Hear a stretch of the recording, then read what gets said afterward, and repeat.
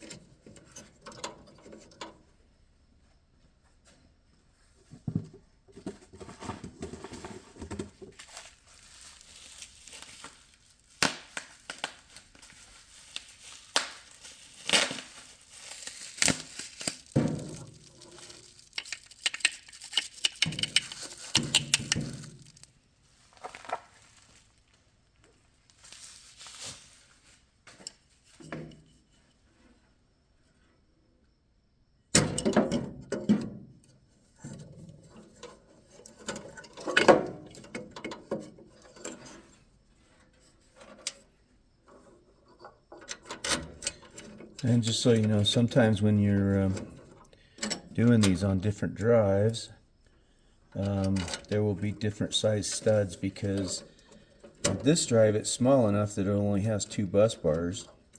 Some of the larger drives will have the positive bus over here, a center rail that commons all of them together, and then the negative rail. And the common rail in between is always thinner than this bus bar is, or this bus bar, the one in the middle, is always thinner. So the bolt that you're going to use to put these together is going to be a shorter bolt. So when you take these out, make sure that you realize whether it's a long one or a short one. So just make sure. You can see how I'm putting them back in. And of course I did what I told you not to do. I took them all out. I told you to do them one at a time. If you feel comfortable pulling them all out, do it. It saves you some time. So I have all the capacitors put back in, and we're going to run through and just snug them down just a little bit. Not real tight, but what we want to do is we want to suck them up against the bus bars. And as soon as we get that done, oh my goodness, if I can get down there. As soon as we get that done, what we're going to do is start putting the put the bus back together. Starting with here, you notice that I did drop this plate.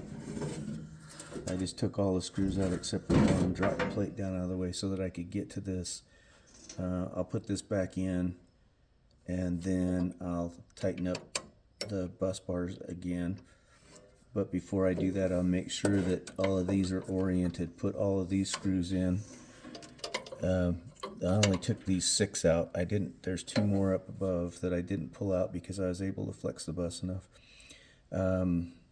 Anyway, orient these first, then that way you make sure that these are in the right position when you tighten them down.